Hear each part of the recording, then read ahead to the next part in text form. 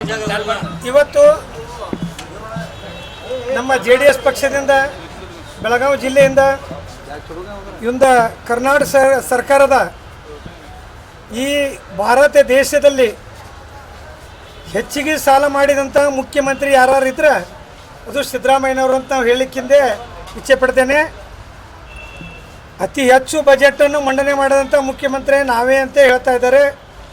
ಅತಿ ಹೆಚ್ಚು ದಿನ ನಾನು ಮುಖ್ಯಮಂತ್ರಿ ದೇವರಾಜ್ ಅರಸು ಅವ್ರನ್ನ ಬಿಟ್ಟರೆ ಅದಕ್ಕಿಂತ ಹೆಚ್ಚು ಮುಖ್ಯಮಂತ್ರಿ ದಿನವನ್ನು ಆಳ್ವಿಕೆ ಮಾಡಿದಂಥ ನಾವೇ ಅಂತ ಹೇಳ್ತಾರೆ. ಆದರೆ ಭಾರತ ದೇಶದಲ್ಲಿ ಅತಿ ಹೆಚ್ಚು ಸಾಲ ಮಾಡಿದಂಥ ಮುಖ್ಯಮಂತ್ರಿ ಯಾರು ಇದ್ರೆ ಅದು ಸಿದ್ದರಾಮಯ್ಯನವರು.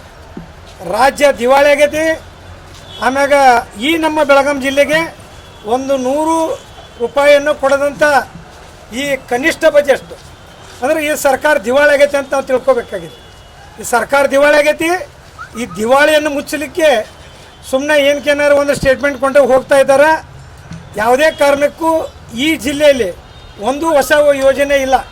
ಒಂದನೇದ್ದು ಇದು ಇವರೇ ಹಿಂದೂ MK ಹುಬ್ಬಳ್ಳಿಯಲ್ಲಿ ಇವರೇ ಮುಖ್ಯಮಂತ್ರಿ ಸಿದ್ದರಾಮಯ್ಯನವರು ಮುಖ್ಯಮಂತ್ರಿ ಇದ್ದಾಗ 500ರಿಂದ 600 ಕೆರೆಗಳನ್ನು ತುಂಬಿಸ್ತೇವೆ ಅಂತೇಳಿ ಇವರೇ ಒಂದು ದೊಡ್ಡ ಸಮಾವೇಶ ಮಾಡಿ ಅದನ್ನು ಗುದ್ಲಿ ಪೂಜೆ ಮಾಡಿದರು. ಇವತ್ತಿನವರೆಗೂ ಒಂದು ಕೆರೆಗೆ 1 ಲೀಟರ್ ನೀರನ್ನು ಬಿಟ್ಟಲ್ಲ, ಒಂದು ಪೈಪ್ಲೈನ್ ಇಲ್ಲ, ಒಂದು ಕೊಡ ಅಲ್ಲ, 1 ಲೀಟರ್ ನೀರು ಬಿಟ್ಟಲ್ಲ.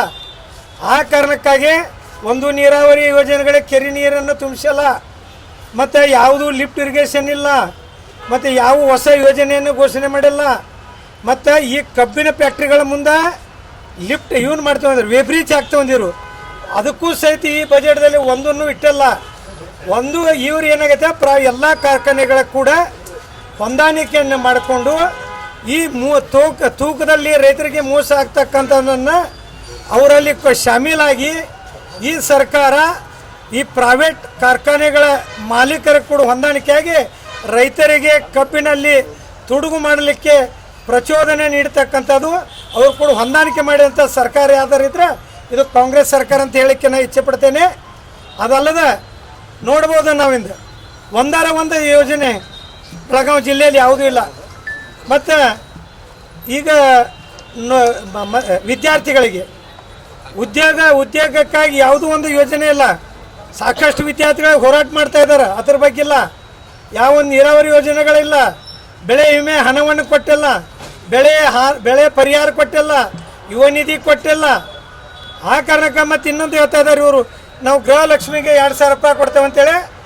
ನಮ್ಮ ಜಿಲ್ಲೆಯಲ್ಲಿ ಅಷ್ಟಲ್ಲ, ಇಡೀ ರಾಜ್ಯದಲ್ಲಿ ಇವತ್ತಿನವರೆಗೂ ಗೃಹಲಕ್ಷ್ಮಿ ಹಣ ಇವತ್ತವರೆಗೆ ಬರ್ತಾ ಇಲ್ಲ. ಅದರಲ್ಲಿ ದೊಡ್ಡ ಮೋಸ ಆಗಿದೆ. ಆ ಕಾರಣಕ್ಕಾಗಿ ಇದು ಭ್ರಷ್ಟಾಚಾರದಲ್ಲಿ ಮುಳುಗಿಕೊಂಡಂಥ ಸರ್ಕಾರ. ಯಾಕಂದ್ರೆ ಮಂತ್ರಿಗಳ ಹೆಸರನ್ನ ಜೈಲಿಗೆ ಹೋಗ್ಯಾರ, ಇದ್ರಾಗ ಮಂತ್ರಿಗಳ ಜೈಲಿಗೆ ಹೋಗ್ಯಾರಂಥ ಸರ್ಕಾರ ಅಂದರೆ ಇದು ಭ್ರಷ್ಟ ಸರ್ಕಾರ. ಆ ಕಾರಣಕ್ಕಾಗಿ ನಮ್ಮ JDS ಪಕ್ಷದ ವತಿಯಿಂದ ನಾವು ಇವತ್ತು ಬೆಳಗಾಂ ಜಿಲ್ಲೆಯಲ್ಲಿ ನಾವು ಪ್ರತಿಭಟನೆಯನ್ನು ಮಾಡಿ ಈ ಸರ್ಕಾರದ ವಿರುದ್ಧ, ಈ ಬಜೆಟ್ ವಿರುದ್ಧ ನಾವು ಖಂಡನೆಯನ್ನು ಮಾಡ್ತೇವೆ.